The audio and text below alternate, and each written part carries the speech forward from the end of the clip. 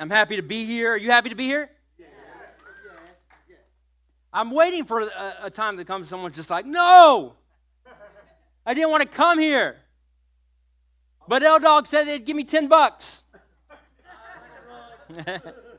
And I would say, I'm sorry to tell you, L-Dog don't have $10.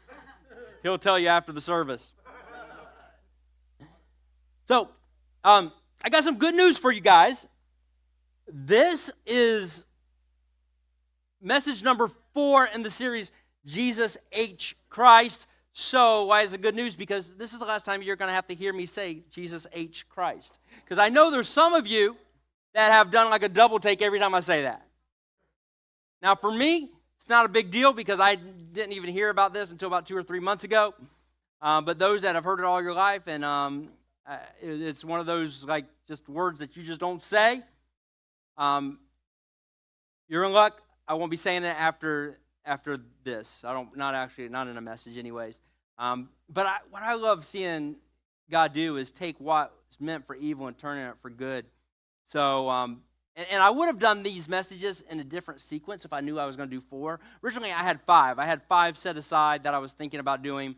Broke it down to 3, and then the Lord gave me a different message the first day I was supposed to do part 1, so I ended up only being able to do 2 parts, but God blessed the Acox with a new home.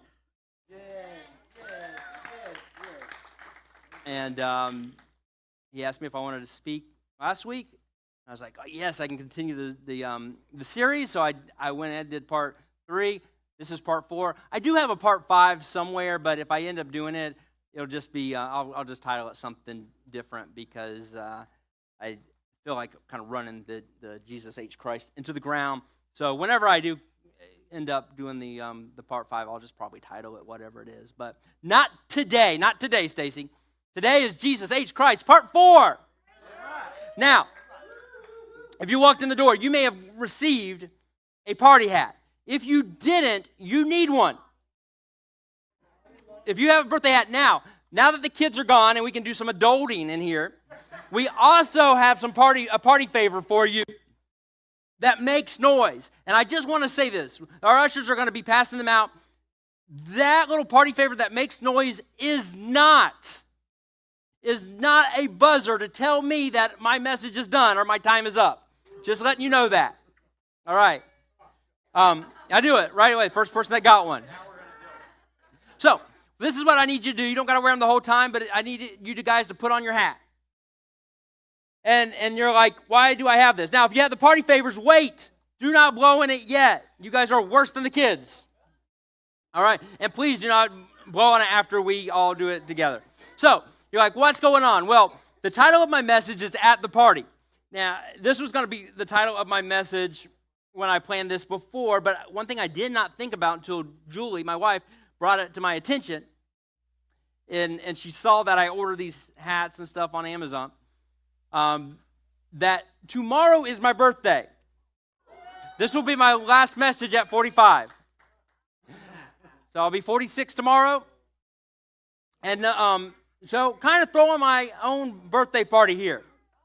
All right? So, now, you guys, I don't need one, but you guys all have those hats. So, we all know, if you've ever been to a birthday, I mean like a very respected birthday, the birthday boy or girl does not wear the same kind of hat. So, they wear a special hat, and I got that here. Special birthday hat.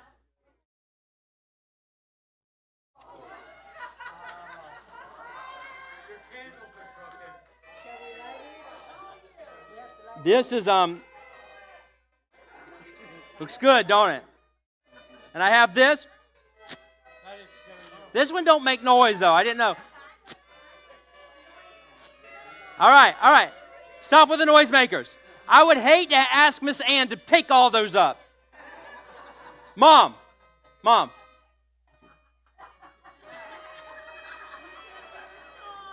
right. Now, this is what we're going to do. We're all going to...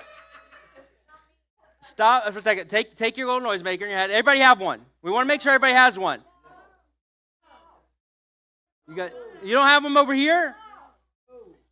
Do we have anybody that will share theirs?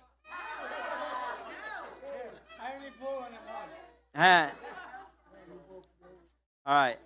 Do we have enough? Okay. We don't have enough? We do have enough. All right. So, we're going to do this. As people are passing these out, I'm going to continue with my message because it's taken a while. That means you stop blowing those things. I've already regretted this choice. All right.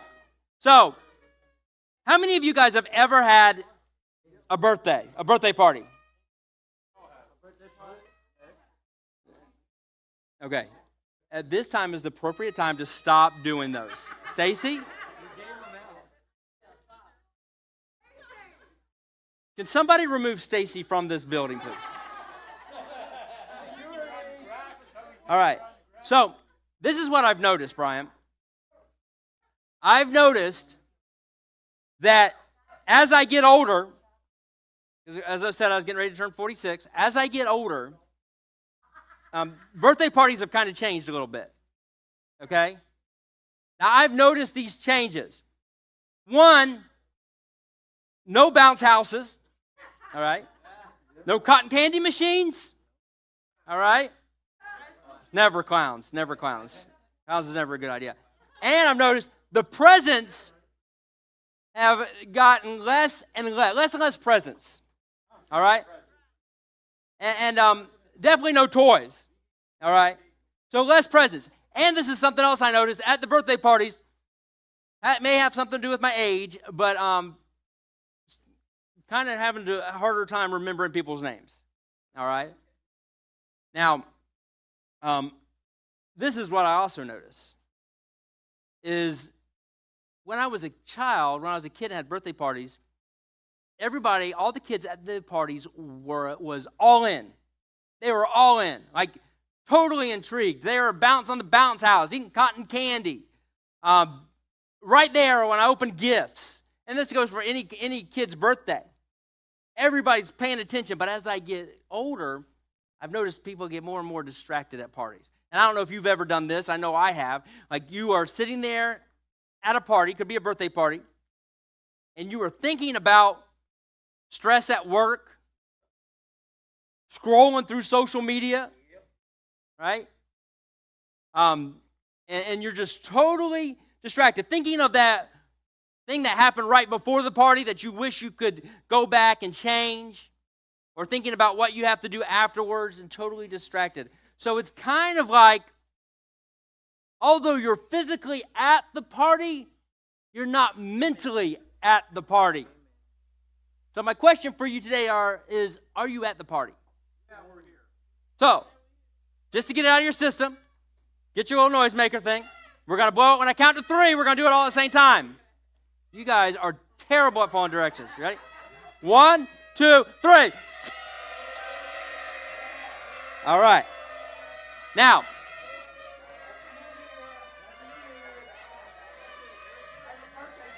okay, take the noisemakers, put them under your chair.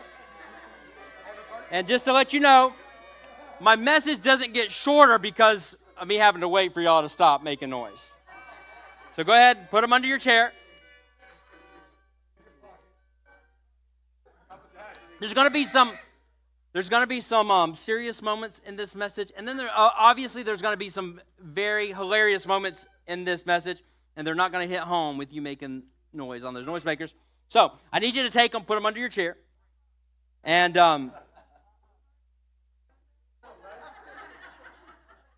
we are going to go ahead and start with the message. And I definitely should have consulted with Miss Ann before. She would have told me definitely not. So, are you at the party? So, now, we're going to do a series of 3 stories here. A series of 3 stories are all found in Luke chapter 15. This is Jesus telling these stories. And if you can turn to Luke chapter 15. We're going to start with verse 1. If you have your Bible with you. If you don't, there's the Bible app. Or you got the Sky Bible right behind me. You can read from that, but then you have to trust that Caitlin's putting the right thing up on the screen. And can we do this? Can we give a hand to our sound and media team up there in the sound booth? Can we also give a hand to our praise team? As you probably noticed, they're without their fearless leader today. And he's also the fearless leader of the media and sound. And pretty much when John's not here, everything has a tendency just to kind of fall apart. And we just try to hold it together as long as we can. But right now, John and Chrissy are in Paris. So they are, but just to show his dedication, even from Paris, he put my slides in, ProPresenter. I have no idea how he does that, but he does. Yeah, he should have took all of us to Paris. I don't know why he didn't. We'll ask him when he gets back. All right, the Gospel of Luke, Luke chapter 15, starting with verse 1. Now the tax collectors and sinners were all gathering around to hear Jesus. But the Pharisees and teachers of the law muttered. There's a word for you, muttered. How many of you have ever muttered? How many know what muttered is? Speak under your breath, okay. But they must have been muttering kind of loud, because Jesus heard them. And they said this man welcomes sinners and eats with them. Now, as we all know, this is classic Jesus. Eating with sinners, welcoming sinners. What's the big deal? Don't seem like in our culture right now, it doesn't seem that big of a deal. No, why? He has some KFC with these guys. But back in those days, in that culture, and if we read this in the original context, what Jesus was doing when he would have a meal with somebody, it was actually a political act. You see, the Jewish people, they were conquered by this global military superpower named the Roman Empire. And there were all these theories of why they were going through what they were going through and why they were allowed to be conquered. And there's one group in particular, they were very outspoken on their theory and the reasons that they were under God's judgment and under the Roman Empire. And their theory it's because of people like the ones Jesus is welcoming and eating with. And with those people walking around in our midst, we are going to continue to face God's judgment. But if we could just get rid of those people, if we could just kind of kick them out, if we could just kind of maybe dig a hole and push them down in that hole or something, we would be way better off. But here comes Jesus, and he's not only eating with these people, he is welcoming these people and doing the term that they used back then is table fellowship. Now, when you did table fellowship, it was a big deal back then because it was a political statement, but what it was saying is, hey, I associate with you. I'm with you on this. I accept you. And here's Jesus accepting the very people that these religious rulers and Pharisees were thinking was the cause of all of this chaos that was going on. And as Jesus, when he ate with them and welcomed them, it was like he was saying, hey, these people aren't the problem. And if they're not the problem, that means you're the problem. So, of course, they had a problem with that. Now, here in verse 1, it says that, we'll go to verse 2. Yeah. It says that he welcomes sinners and eats with them. Now, there was this word welcome. It's a pretty big deal in the context of back then. Now, here it's like, okay, everybody's welcome to church, and somebody walks through the doors, we're like, hey, welcome, we're glad you're here. It was a little bit bigger deal with what Jesus was doing. Because in that culture, it was kind of protocol that when you welcome somebody to your party, to your house, to an event that you have going on, you don't just say, hey, come on in, you're welcome, you can come hang out here with us. No, when you welcome somebody, that means you showered them with praise. That means you told them, you complimented them. And here's Jesus complimenting and talking nice to the very people that the Pharisees thought were the cause of this oppression. Can you see now why they were muttering? I'm sure some of them doing a little more than muttering. Verse 3, then Jesus told them this parable. Classic Jesus again. Like, oh, I hear you muttering. You guys have an issue? Let me tell you a story. You're not happy? You're having a hard time? Let me tell you a story. So Jesus, that's what Jesus did. He says, suppose one of you has 100 sheep and loses one of them. Doesn't he leave the 99 in the open country and go after the lost sheep until he finds it? Now, this is really funny. None of you guys are laughing, but this is funny. Because here's a group of people that valued purity. And sheep and shepherds were considered unclean. The last thing they would ever do is be taking care of sheep. So Jesus starts this off. They're already upset because Jesus has been eating and welcoming these people. So then Jesus starts to tell the story that right out the gate is going to make them even more upset. Let's say you have 100 sheep. You're taking care of 100 sheep. You ever had a situation where something happens to you and you're telling somebody about it and you want them to like kind of see it from your viewpoint, see it like standing in your shoes, so you start to tell them. Like say your car breaks down. And you're like, what would you do if your car broke down? Oh, my car wouldn't break down. No, like I know you have newer cars, but like say if you did have my car, I would never have your car. Well, let's just say you did. Not even possible. Never do it. No. I always have the newest car. Every year I buy a new car. It will never happen to me. But let's just say, nope. Not. I kind of feel like that's how the Pharisees were. It's like Jesus said, okay, let's say you have 100 sheep. We would never have 100 sheep. Okay, let's just say you did and you were taking care of them. We would never take care of them if we did have 100 sheep. I kind of see that's how it's playing out. So here they're already upset. Verse 5. And when he finds it, I'm not on verse 5. Go back. Verse 3. Then Jesus told them this parable. Suppose you have 100 sheep and loses one of them. Doesn't he leave the 99 in open country and go after the lost sheep until he finds it? Then verse 5. Now I'm back to verse 5. And when he finds it, he joyfully puts it on his shoulders. I just got to pause here and say this. First of all, just to be clear, I have never picked up a live sheep before, or a dead one for that matter. And I have zero idea how much they weigh. But I do have a dog that's roughly 75, 80 pounds. I have picked her up a couple of times. It is not enjoyable. Definitely not. If I had to pick her up and put her on my shoulders, I'm just going to say this. I would do it if I had to. But it's not. I wouldn't be happy about it.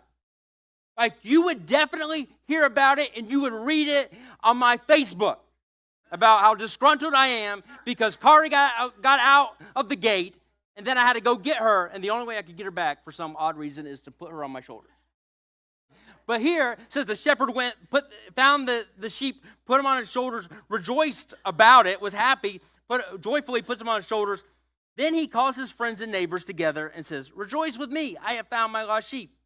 I tell you that in the same way, there will be more rejoicing in heaven over one sinner who repents than over 99 righteous person who do not need to repent.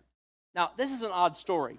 We may not think it's odd because if you grew up in church or you've been at church any amount of time, you've probably heard this story before. How many of you guys have heard this story before? Anybody never hear this story before? You guys are in for a treat. Because I'm going to do it some justice. Just saying. And it's going to be funny. It's an odd story, but it's not just odd. It's also, it has deeply offended these people right off the gate. They're already upset because of the open table fellowship.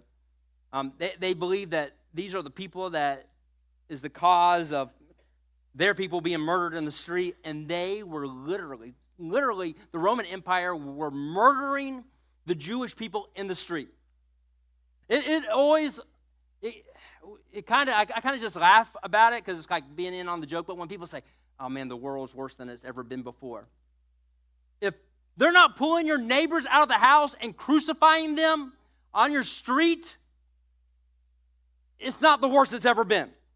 Because there was this town called Magdala that the Roman Empire, they went into the homes and they pulled the Jewish people out of their houses, and they crucified down the main street of that town, crucified 2,000 Jewish people right there in the street at the same time. There was brutal violence going on from the suppressive empire. And they're thinking, these are the reason why. They put all the blame on these people. Surely it couldn't be anything they did. The blame is all on these people. If we could get rid of these people. Now here's Jesus showing hospitality to these people. And now Jesus goes on, and this is during a time that there's really nothing to be happy about. This is a time that really is like, there's if you want to find something to be upset about, it's easy to find. But Jesus goes and tells the story about celebration and about joy, which there isn't many people celebrating, and there's not many people with joy. Have you ever had a situation where you're really mad, and someone or something happens, and you're really upset that it happened? And they go, "Look on the bright side." You're like, "I'm going to show you the bright side." Right? So the last thing they want to hear is a story about joy and celebration. But here he's telling a story about a shepherd that goes out of his way, and he goes into a dangerous environment with wild animals and stuff to look for one sheep. Got a question for you. You're going to have to really think about this. What happened to the other 99? We know the shepherd and the one sheep made it back safely. He never mentions the other 99. Why is that?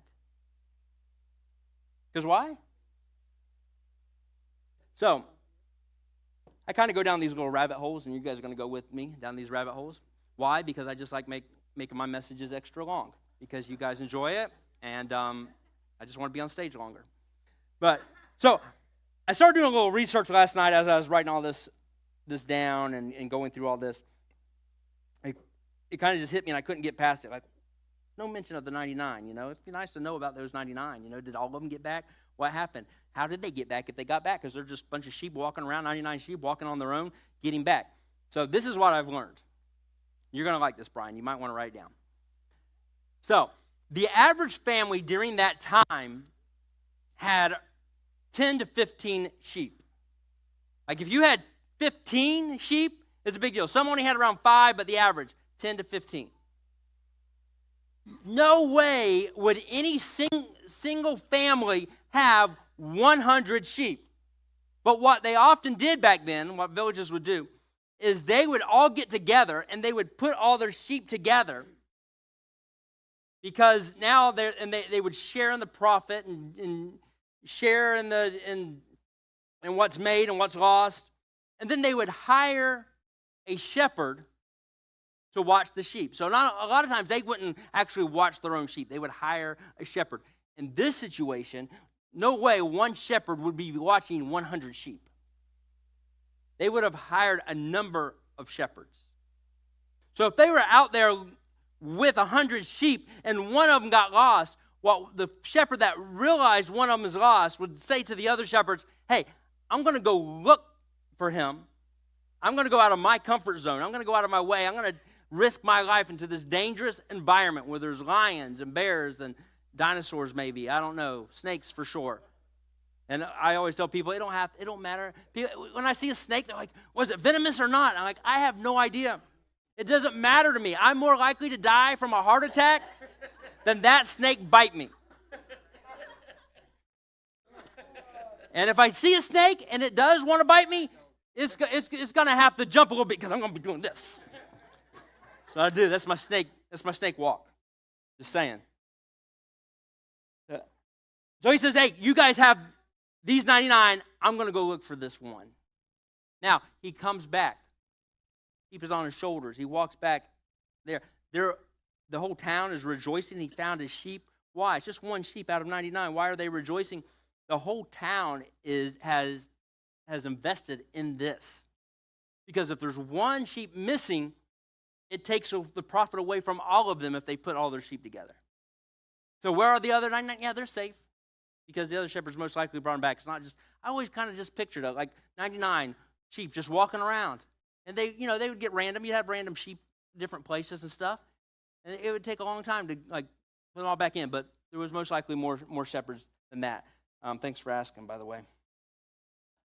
Now, Jesus gets done with this story. The Pharisees aren't too happy about it because he mentioned something about them watching sheep and having sheep, and their sheep and being a shepherd is unclean and it's less than. How dare him? But then he goes right into another story, another classic Jesus, from one story right into the other one. I mean, it's like he's on a roll here. And he's like, hey, you like the sheep story so much? I got another one for you. They're like, no, we didn't really like the sheep story. He just doesn't pay attention, and he just goes to the next one. Says, check this one out. Verse 8, or suppose a woman has 10 silver coins and loses one. Doesn't she light a lamp, sweep the house, and search carefully until she finds it? And when she finds it, she calls her friends and neighbors together and says, rejoice with me, I have found my lost coin. In the same way, I tell you, there is rejoicing in the presence of angels of God over one sinner who repents. Now, you got to remember, these people that Jesus is talking about in these stories, they're peasants. Currency is very rare. Most of them do not have currency. She has these 10 silver coins. She loses one. Each silver coin is about 1 day's wages. But there's more than that because they wouldn't normally have coins. So these coins are symbolic of something. These coins mean something. They may have been handed down because it's rare, because they would barter. Like, oh, your shoes, they have a hole in them. I'll fix your shoes. You give me some corn. They would barter for most things. So not many people had these coins that Jesus is talking about, these peasants. So there was symbolic value to it. She finds the coin, and she rejoices when she finds it. Kind of similar to the sheep story. Now, Jesus, at this point, he goes, hey, since you love the first two stories, I got a third one for you. Now, have you ever been with somebody, and they think they're funny? They're like telling jokes, and you've noticed that all the other people you're with aren't picking up what they're putting down. And they're not funny, and even worse, like could be considered offensive. And they keep telling them, and they don't notice that nobody else is laughing except for them. And they're just telling us, and you are like, man, I introduced this person as my friend, and I need to get them to stop because they're going to think that I think they're funny, and I don't think they're funny. And you're like standing behind everybody else. You're like that. I always kind of wondered why people do that to me. I can see the disciples kind of being like that with Jesus. Because Jesus is just on a roll. He's just going. Tells first story. The Pharisees are upset. Second story. They're like, coin, what? Rejoicing, and what are you talking about? Then he goes, I got a third one for you. And the disciples are like, no, Jesus, they're good. Just let them go. Verse 11, Jesus continued. There was a man who had 2 sons. The younger one said to his father, Father, give me my share of the estate. So he divided his property between them. Now, this story, right off the bat, would have been 1,000 times more offensive than the sheep story. Why? Because here's this young boy, his son, showing disrespect to his dad. Now let me ask you this. If you get an inheritance from somebody, when do you receive that inheritance usually? Yes, same back then. So with this son coming to his dad and saying, hey, can I have my inheritance now? What he's pretty much saying to his dad is, I wish you were dead. You're better off dead. Dad, I need you to die because I need my money. So right here, there would have been offense. They're like, how dare that kid? Where's that kid? What is his address? We're going to find him, bring him back. provide justice for his dad. It's like the ultimate show of disrespect in that culture. And here's the thing. There's no way a self-respecting father would grant this. And here's Jesus telling the story. Not only did the son ask for his inheritance, the dad said, yeah, I'll do that. What kind of father is this guy? No way, nobody would do that. Verse 13.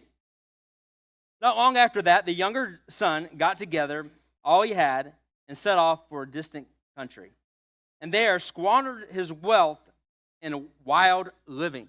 Now, most of us, we don't know what that wild living is, so we're going to take the next 5 minutes. And Miss Ann, can you share with us what wild living is? Come to Farallon. Verse 14, after he had spent everything, there was a severe famine in the whole country, and he began to be in need. So he went and he hired himself out to a citizen of that country who sent him to the fields to feed pigs. He longed to fill his stomach with the pods that the pigs were eating. I don't ever remember feeding pigs. Maybe at the zoo or something. I really don't know. Definitely don't ever remember feeding them pods. The only thing I can think of is like those Tide Pods, they throw in there. And I've never once looked at those things and thought, hey, maybe I can eat that. Especially not ones that like pigs are eating, but he did. But no one gave him anything. I just picking up on that. It's like, if somebody else, like say there was key lime pie here, and somebody came and they fed Steve key lime pie, and I was standing around Steve, or anywhere close to him, and they didn't bring me a key lime pie, my face would look something like this. Just to know, like, hey, I'm a little sad. I need some key lime pie uplifting here. So I picture this, the prodigal son, I picture this kid, like they came out to feed the pigs, and he's like, and they still didn't feed him. Verse 17, when he came to his senses, he said, how many of my father's hired servants have food to spare? And here I am, starving to death. I will set out and go back to my father and say to him, Father, I have sinned against heaven and against you. I am no longer worthy to be called your son. Make me one of your hired servants. So he got up and he went to his father. But while he was still a long way off, his father saw him and was filled with compassion for him. He ran to his son and threw his arms around him and kissed him. Now, there's a first century Mediterranean patriarch would no way run. They had to show dignity. If there was running that needed to be done, they would get somebody else to run. They did not run. Definitely did not run towards a son that has told him, I wish you were dead, and has now disgraced the entire family. No way would this happen. I can see the Pharisees at this time when Jesus is telling the story, going, that would never happen. You had me until you said the dad ran. We know that wouldn't happen. Verse 21, the son said to him, Father, I have sinned against heaven and against you. I am no longer worthy to be called your son. But the father said to his servants, quick, bring the best robe and put it on him. Put a ring on his finger and sandals on his feet. Bring the fatted calf and kill it. Let's have a feast and celebrate. For this son of mine was dead and is alive again. He was lost and he is found. So they began to celebrate. Now, these are marks of a son of somebody that was of importance. They would have a ring on. They'd have a robe. They would have nice sandals. And somebody would see them and say, that is the son of somebody important. And when he left the house, he gave all that up. But now here he is coming back after disgracing the family. And the dad says, here's all this stuff. So everybody knows you are my son. So there's no confusion of who you are. You are my son. Now, these are very odd stories. If you didn't know anything about them and the first time you're hearing them, very odd stories. And why is he telling these stories? Remember, who's he telling these stories to? The Pharisees, right? Pharisees, they have some issues. Who do they have issues with? Yeah. So they're with the sinners. So they're very fixated on worthiness and unworthiness. clean and unclean, measuring up and not measuring up. And in their minds, they measured up, and those other people didn't. And they were very big about this purity code. And they were upset that Jesus was welcoming and he was eating with these people. And Jesus' response to all this is, got 3 stories for you. You might want to sit down. It's going to take a little bit. And he tells these stories that have to do with joy and celebration. Now, I looked this up when I was trying to find out different things that was going on and different facts about them. Anybody think like the tax situation, like, man, the government taxes us so much. The Roman government back then taxed the Jewish people up to 90%. So let's just say you made $100 for the week. You had to give 90 of it to the government. Yeah, your tax situation doesn't seem too bad right now, does it? I would just be like, I'm just not going to work. Give me those pig pods. Here's the people that they were under oppression, but yet Jesus is talking about joy and celebration. And just by the way, if you read any of Jesus' stories, it seems to be a big theme in his stories. Joy and celebration. Now, I have a couple of observations about this story. And I'm sure you have some too. And whenever you get your turn with the microphone, you can share your observations, but I'm going to share mine. Number 1, you had the lost sheep, you had the lost coin, and you had the lost son, right? I want you to notice this. All these 3 things, these 2 items in one person, even though they were lost, they always belonged. There is no amount of lostness. I don't even know if that's a word. But if you're unsure, you just make up a word and you double down on it. No amount of lostness that's going to make them not belong. Even when they were lost, they still belonged. There was no place that the sheep could have wandered. There was nothing that coin could have got underneath or in between. And there was no distance that the son could have went where they wouldn't have belonged. Second observation about this. And Heath, you can come on up here and play something very spiritual because this is going to be good.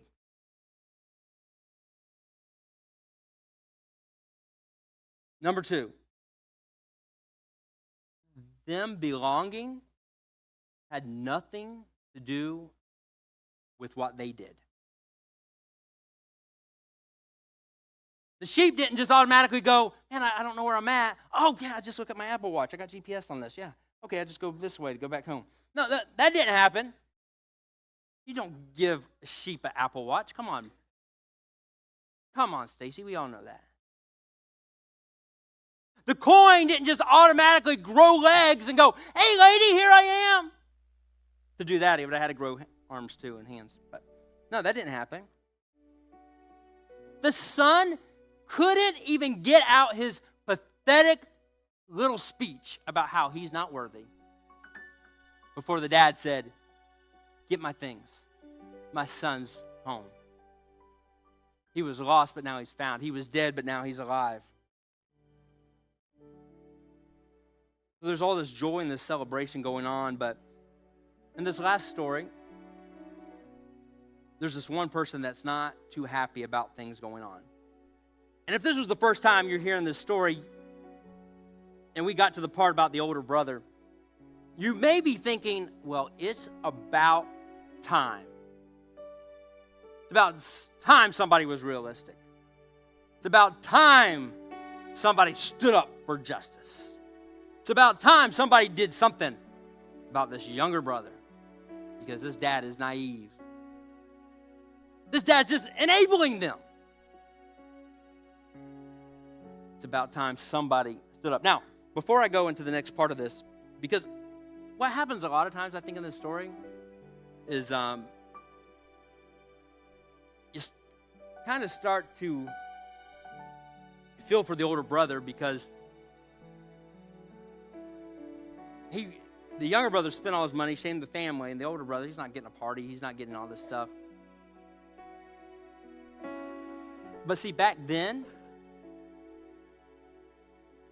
when you got your inheritance from your dad, it wasn't just equaled out like it is now amongst everybody. In this situation, there's two brothers. The oldest, and by the way, the father divided. As soon as the younger brother asked for his inheritance, he went ahead, didn't only give it to the younger brother, he also gave it to the older brother. The Bible says he divided the inheritance between the two. Here's the thing, the older brother would have got 2/3 of that. The younger brother would have got 1/3 because the oldest gets the most. Now here's the thing, and I'm just putting this out there. I'm the oldest of 3 kids. And I'm just saying that it's a shame we have gotten away from the Bible. And I think, and we need to stand on the Word. And we need to go back to what the Bible says. So I'm just saying, Chrissy, Angie, if you're watching this, you owe me some money.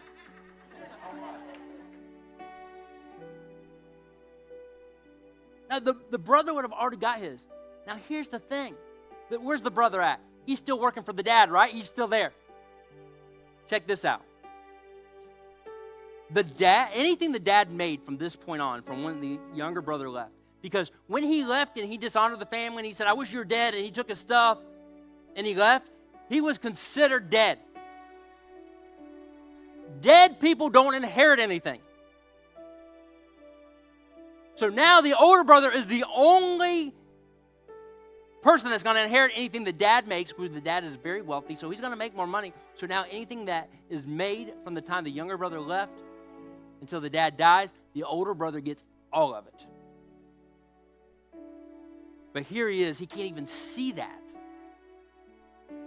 All he sees is there's a party being thrown for my younger brother,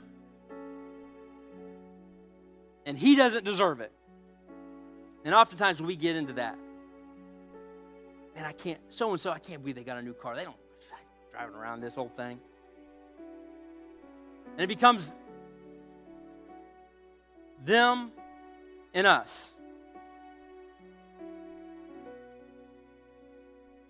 Verse 25 says, meanwhile, the older son was in the field. When he came near the house, he heard music and dancing. By the way, if you hear dancing, there's only one kind of dancing you're going to hear, and that is river dance.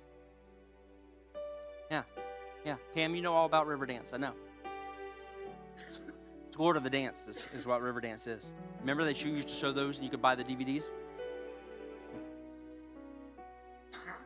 So he called one of the servants and he asked him, hey, what's going on? He says, oh, you didn't hear? Your brother's come, he replied, and your father has killed the fatted calf. Because he's back, safe and sound. The older brother became angry and refused to go in. So his father went out and pleaded with him. But he answered his father, look, all these years I've been slaving for you and never disobeyed your orders. First off, any parent here that has ever had a kid knows there's never been a kid that just never disobeyed, ever. I'm not buying that, older brother, just saying. But when this son of yours, not even calling him my brother, when this son of yours, who has squandered your property with prostitutes, by the way, let's put this out, how did he know he squandered the money on prostitutes? Like, he hasn't even talked to him. How does he know this? A lot of times we speculate what people are talking about, what people are saying, and we just kind of get this feeling, oh, they must be talking about me. Oh, man, Jen must be talking about me. Oh, man, Melody must be talking about me. You know, we get this, he don't know. He's come home, and you killed the fatted calf for him? My son, the father said, you are always with me, and everything I have is yours. But we had to celebrate and be glad because this brother of yours was dead and is alive again. He was lost, and he was found. So the dad's pretty much saying, oh, because the older brother was like, I've slaved for you. I've done all this stuff. I've never left you. And the dad's like, oh, you thought this was a point system? Oh, you thought I was sitting there keeping score? Oh, you thought this was about all the things you've done? all the points you've accumulated, you thought that's what it was about? See, this is a story about two sons that are separated from the father. One son is separated from the father because of his badness. The other son is separated from the father because of his goodness. But they are both separated from the father, and the father says, no, you boys have always been my sons. You boys will always be my sons. You don't have to earn that. It's not about what you've done or how much you do. No. You guys are my boys. But oftentimes we get so focused on what we're doing. And we're thinking that God's just up there kind of keeping score. Yep, here, another one for Chris.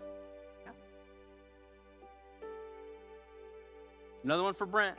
Yep. No. Not what it's about. It's not a point system. It's not a scorekeeper.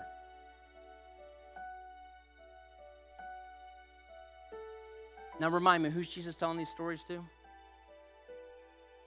Pharisees, right?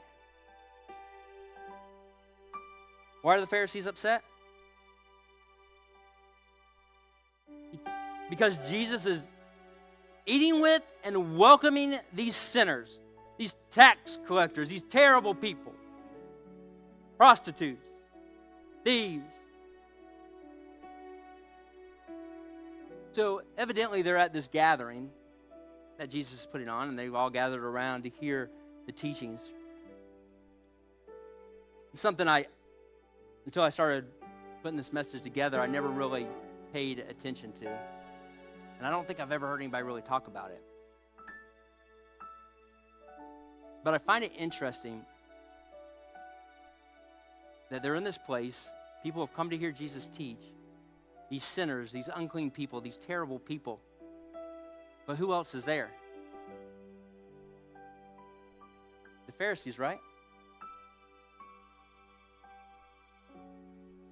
Jesus didn't just welcome the prostitutes and the tax collectors and the thieves and all those people, but he also welcomed the Pharisees. He welcomed the very people that were trying to kill him. He welcomed the very people that were talking junk about him. They were at the party the whole time. But here's the thing. They were so focused and worried about what other people were getting and receiving that they didn't deserve, that they never stopped and realized, hey, we're at the party too. Hey, we're welcome too. They were at the party, but they weren't at the party. They were at the party physically, but not there mentally. They were at the party, but they didn't get to enjoy anything that had to do with the party.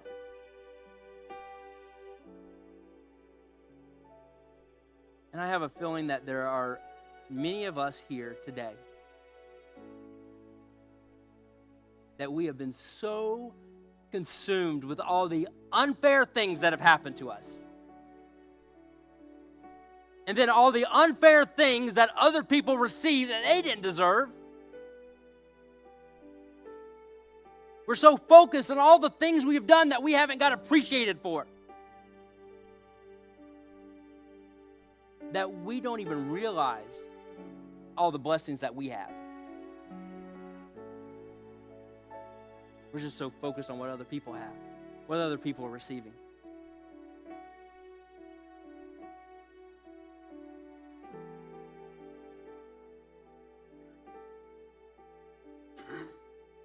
Why is Jesus why is he accepting those people? Why is he letting these people come in? They're the problem. I just want to say this, and you can get mad at me, and you can send me an email.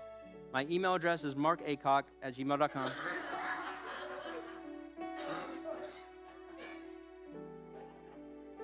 But if you're in a place where you're constantly thinking they're the problem, you may want to look inward. It may be a mirror. And I'm just wanting to suggest, maybe something about you or something, that's the problem.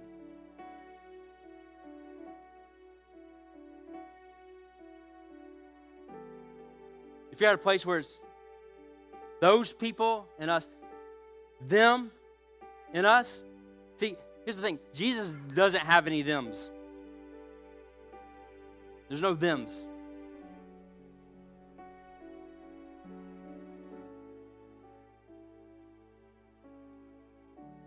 So my question is,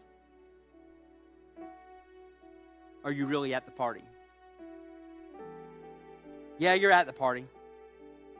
But are you at the party?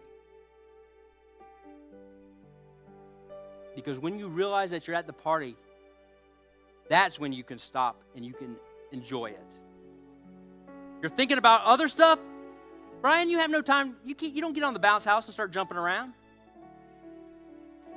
Patty, if you're focused scrolling on social media, all that cotton candy is going to be eaten by the time you get over there. Yeah. And I believe that Jesus wants us to enjoy the party. A party that's full of joy and a party that's full of celebration. And by the way, if Jesus can invite the very people and sit at the table of the very people that were trying to kill him and spreading lies about him, I think you can find something about whoever that person is or people are that you have made a whole list of what's wrong with them and find something to celebrate them and celebrate with them. So my friends and my family and all you good-looking people at Fairlawn Church, may you always realize that you are truly at the party. And when you're at the party, may you have joy and may you celebrate because of all the things, not that you have done, but that Jesus has done for you. Grace and peace. I love you.